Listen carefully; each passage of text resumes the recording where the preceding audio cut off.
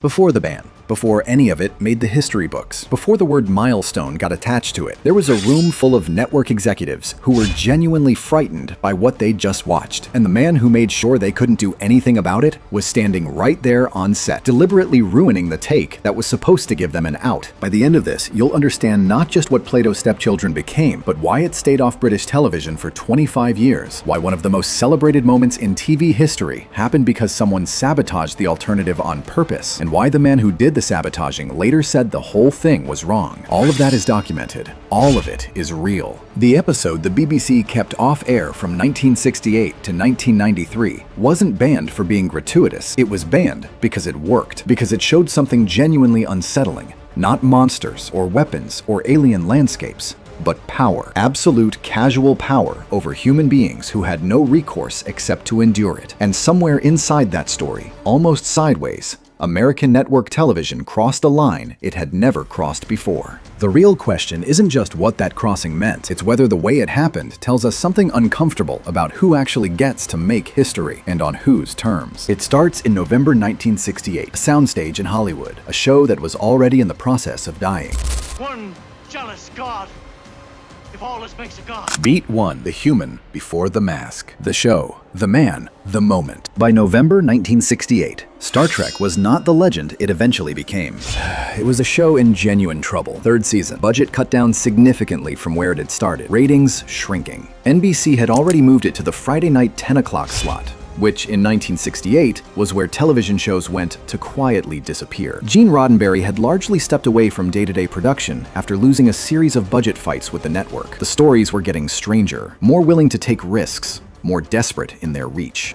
And yet, inside all of that slow-motion collapse, something was still very much alive. Roddenberry had built Star Trek on a specific, stubbornly held idea that you could address race, war, poverty, and prejudice on American network television in 1966 if you were careful enough about the packaging. Set it on another planet. Give the oppressors pointed ears or green skin or psychic abilities. Let the allegory do the work that a censor would never allow a direct statement to do. He was a strategist, not a passive idealist. He understood that NBC's Standards and Practices division would shut down a scene where a black woman and a white man were shown as equals, as fully human, as people whose connection mattered and deserved to be on screen. But if you built the same statement inside a science fiction episode, wrapped it in telekinesis and ancient Greek philosophy and a villain with psychic powers, you might get it through the door. The episode he greenlit for that purpose was Plato's Stepchildren. The setup was the kind of disguise Roddenberry had become very good at. The Enterprise responds to a distress call from a planet inhabited by beings who call themselves Platonians,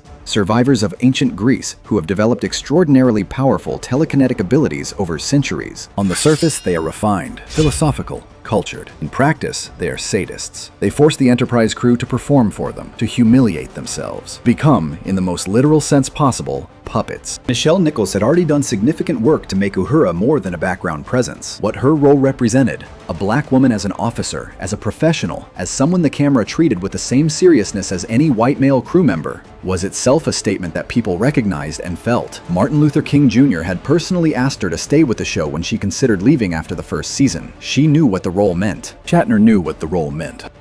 And when the script arrived with a scene calling for Kirk and Uhura to be forced together by alien psychic control, pulled into an intimate moment that neither of them had chosen, both of them understood they were standing at the edge of something American television had not done before. The network was not enthusiastic about going over that edge. What happened next is one of the more remarkable acts of quiet, deliberate sabotage in the history of American television. You interfere with me, with what I have to do down there.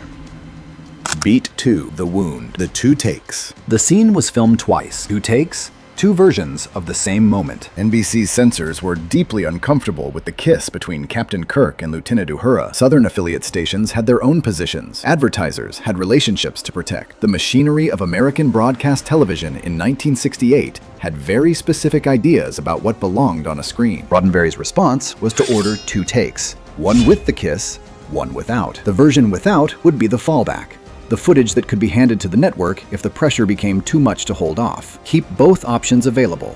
Don't start a fight you can't win. Shatner deliberately destroyed the fallback. This is from his own account in Star Trek Memories. his own recorded words. During the filming of the kiss-free alternative take, he made a calculated decision. He intentionally performed it badly, mugged for the camera, overacted, made the footage unusable. Not by accident, not out of nerves, by design. The reasoning was straightforward. If the only usable footage was the version with the kiss, that was the version that would air. The insurance policy had been quietly set on fire. Sit with that. A major television star on a network show, deliberately sabotaging footage in order to force his network to broadcast content they had explicitly tried to create an alternative for. That is not a small thing. It required a particular kind of cold-eyed nerve. The Kiss aired on November 22nd, 1968. And here is the first layer of complexity that matters. The kiss that television history would eventually call a milestone. The first scripted interracial kiss between a white man and a black woman on U.S. network television was not a romantic scene. It was a scene about coercion. Kirk and Uhura are not choosing this. They are being forced into it by alien beings who find the spectacle of human beings stripped of their dignity entertaining. The Plutonians are, within the episode's own terms, the villains. The kiss is framed as an act of cruelty inflicted on the crew, not as a moment of genuine connection. That is the wound at the center of this story. The most boundary-breaking moment of racial equality in the history of American network television was staged as a humiliation. The statement was real. The context was dark. Both of those things are true at the same time, and they have been sitting together, largely unexamined in popular retellings, for over 50 years. Beat 3. The Choice. What Roddenberry built. What the BBC saw. The kiss wasn't the only scene that disturbed people. The BBC did not ban Plato's stepchildren for 25 years because of an interracial kiss. The documented reasoning is more specific than that. They banned it because of the sadistic treatment of the entire crew. Spock, the character whose entire identity is built around logic and self-possession, is forced into fits of uncontrollable laughter. Then tears. His dignity is systematically dismantled for the amusement of people who can simply make it happen by willing it so. There is no fight available to him. There is no escape. There is only endurance. Kirk is forced to submit to a whipping, to crawl, perform degradation on command. This was a deliberate choice Roddenberry made. He chose to make the metaphor visceral rather than abstract, to put it in the body, in images of human beings reduced to objects, made to perform their own degradation for people who held absolute power over them. He wanted the audience to feel it, not merely understand it as a concept. The BBC felt it. Their censors concluded the sadistic treatment depicted was too disturbing for British audiences. So for 25 years, 1968 to 1993, an entire generation of British Star Trek fans grew up with the show and never saw this particular hour. They knew Kirk. They knew Spock and Uhura. They had just never seen this episode, this specific statement, this particular act of on-set sabotage that put American television on a different track. We're running out of time. Beat 4. The Price. What the episode cost everyone in it. Nichelle Nichols never publicly denounced the episode the way Shatner eventually did. That silence carries its own weight. She understood the argument that representation, even complicated representation, even representation tangled inside an uncomfortable premise, mattered in a real way. A black woman and a white man sharing the screen in intimate proximity in 1968 was a statement in itself, whatever story surrounded it. But the story surrounding it was what it was. The kiss that history called a breakthrough was, inside the episode's own fiction, an act of cruelty committed against two people who could not say no. The milestone moment is real. The context of coercion is also real. Both of those things are true simultaneously, and they don't cancel each other out. They simply sit together, largely passed over in the popular retelling. Because the version of the story that gets repeated is significantly cleaner without the surrounding context attached to it. When Shatner went on record calling the episode forgettable and wrong, he pointed to two specific things: the forced kiss and the portrayal of the one Plutonian born without psychic ability, the servant whose goodness is tied to his powerlessness. That critique exists in interviews on tape. The man who burned the alternative take looked back at the episode years later and said it was wrong. That's not a contradiction you can resolve cleanly. He believed in what the moment could mean for television. He acted on that belief with real nerve in 1968. And then, from the distance of decades, he looked at the coercion framing, the full machinery of the allegory, and concluded that the execution was flawed. The thing that gave the episode its power, the forced nature of the kiss, was the same thing that later gave him pause. The quality that made it disturbing enough for the BBC to keep it off air was the same quality that eventually made him call it wrong. He destroyed the clean version. He made sure the disturbing version was the one that aired. And the disturbing version turned out to be simultaneously more powerful and more troubling than perhaps either he or Roddenberry had fully worked through. Here is the evidence the BBC kept from an entire generation of British viewers. We're getting this far, but you will be dead in a moment. Beat 5. The Verdict. The Tribunal. Not a monster, not a weapon. A television episode that stripped the Enterprise crew of everything. Spock weeping against his will. Kirk on his knees. Uhura pulled toward a kiss she did not choose. Staged for the entertainment of beings who were, in theory, philosophers. The case for calling this a triumph is genuine and documented. Roddenberry and Shatner deliberately worked together to put the first scripted interracial kiss on U.S. network television.